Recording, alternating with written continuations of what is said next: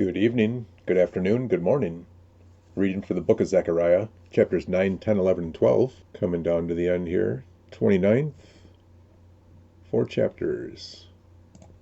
Chapter 9, Judgment against Israel's enemies.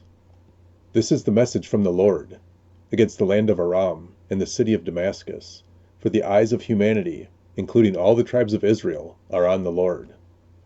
Doom is certain for Hamath, near Damascus, and for the cities of Tyre and Sidon, though they are so clever.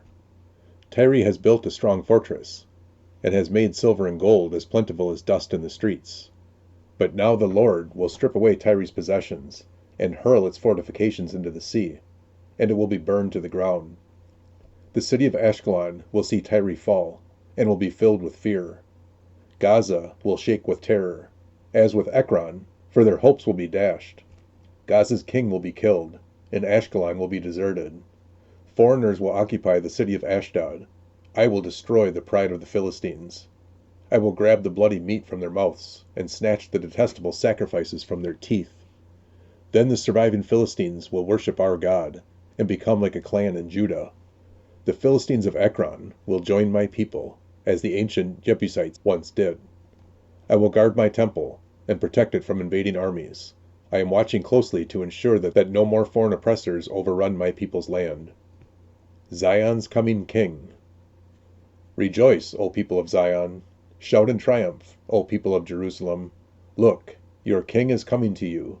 He is righteous and victorious, yet he is humble, riding on a donkey's colt.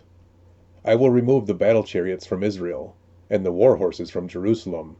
I will destroy all the weapons used in battle, and your king will bring peace to the nations. His realm will stretch from sea to sea, and from the Euphrates River to the ends of the earth. Because of the covenant I made with you, sealed with blood, I will free your prisoners from death in a waterless dungeon. Come back to the place of safety, all you prisoners who still have hope. I promise this very day that I will repay 2 blessings for each of your troubles. Judah is my bow, and Israel is my arrow. Jerusalem is my sword, and like a warrior, I will brandish it against the Greeks. The Lord will appear above his people. His arrows will fly like lightning.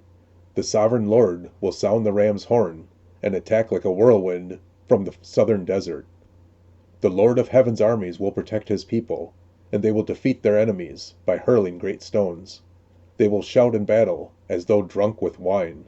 They will be filled with blood like a bowl, drenched with blood like the corners of the altar. On that day, the Lord their God will rescue his people, just as a shepherd rescues his sheep. They will sparkle in this land like jewels in a crown. How wonderful and beautiful they will be! The young men will thrive on abundant grain, and the young women will flourish on new wine. Chapter 10. The Lord will restore his people. Ask the Lord for rain in the spring, for he makes the storm clouds, and he will send showers of rain so every field becomes a lush pasture. Household gods give worthless advice. Fortune-tellers predict only lies, and interpreters of dreams pronounce falsehoods that give no comfort. So many people are wandering like lost sheep. They are attacked because they have no shepherd. My anger burns against your shepherds, and I will punish these leaders. For the Lord of heaven's armies has arrived to look after Judah, his flock.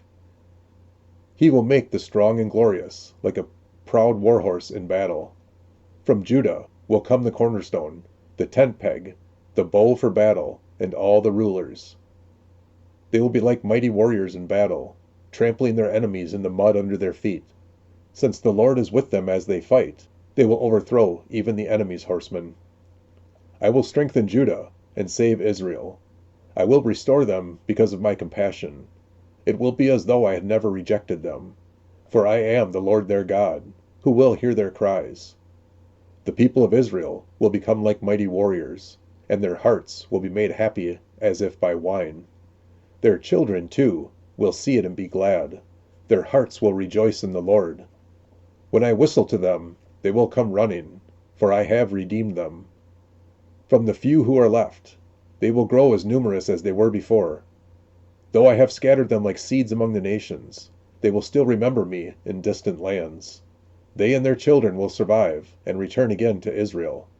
I will bring them back from Egypt and gather them from Assyria. I will resettle them in Gilead and Lebanon until there is no more room for them all. They will pass safely through the sea of distress, for the waves of the sea will be held back, and the waters of the Nile will dry up. The pride of Assyria will be crushed, and the rule of Egypt will end. By my power, I will make my people strong, and by my authority, they will go wherever they wish. I, the Lord, have spoken. Open your doors, Lebanon, so that fire may devour your cedar forests. Weep, you cypress trees, for all the ruined cedars, the most majestic ones have fallen. Weep, you oaks of Bashan, for the thick forests have been cut down. Listen to the wailing of the shepherds, for their rich pastures are destroyed. Hear the young lions roaring, for their thickets in the Jordan Valley are ruined. The good and evil spirits. This is what the Lord my God says. Go and care for the flock that is intended for slaughter. The buyers slaughter their sheep without remorse. The sellers say, "Praise the Lord, now I'm rich." Even the shepherds have no compassion for them.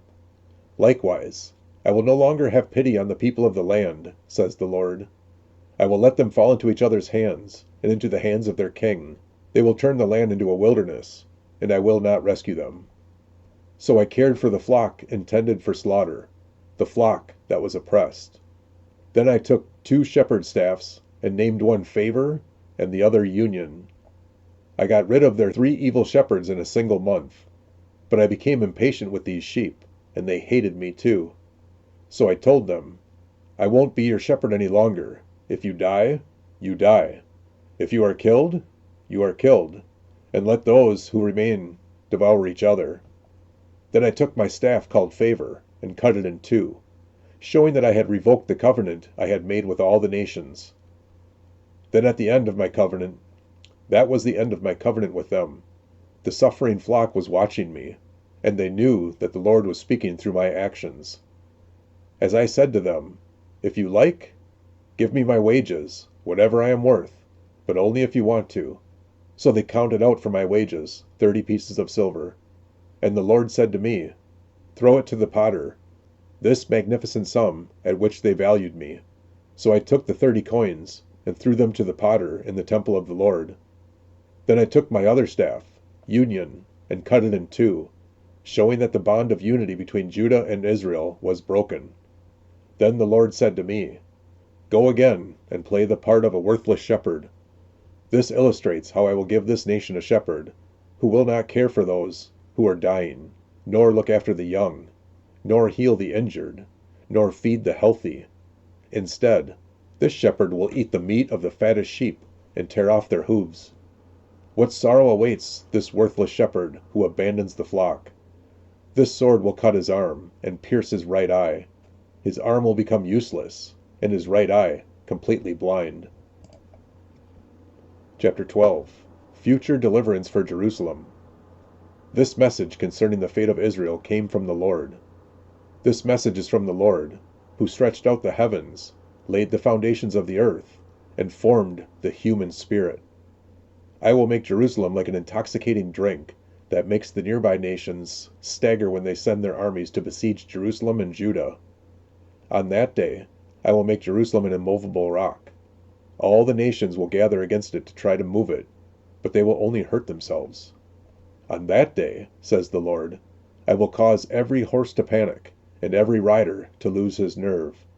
I will watch over the people of Judah, but I will blind all the horses of their enemies. And the clans of Judah will say to themselves, the people of Jerusalem have found strength in the Lord of heaven's armies, their God. On that day, I will make the clans of Judah like a flame that sets a woodpile ablaze, or like a burning torch among sheaves of grain. They will burn up all the neighboring nations left and right, while the people living in Jerusalem remain secure. The Lord will give victory to the rest of Judah first, before Jerusalem, so that the people of Jerusalem and the royal line of David will not have greater honor than the rest of Judah. On that day, the Lord will defend the people of Jerusalem.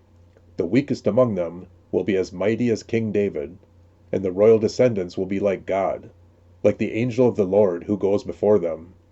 For on that day I will begin to destroy all the nations that come against Jerusalem. Then I will pour out a spirit of grace and prayer on the family of David and on the people of Jerusalem. They will look on me, whom they have pierced, and mourn for him as for an only son. They will grieve bitterly for him as for a firstborn son who has died. The sorrow and mourning in Jerusalem on that day will be like great mourning for Hadadrimmon in the valley of Megiddo. All Israel will mourn, each clan by itself, and with the husbands separate from the wives. The clan of David will mourn alone, as will the city of Nathan, the clan of Levi, and the clan of Shimei. Each of the surviving clans from Judah will mourn separately, and with the husbands separate from their wives. That wraps up today's session. Talk soon, and God bless.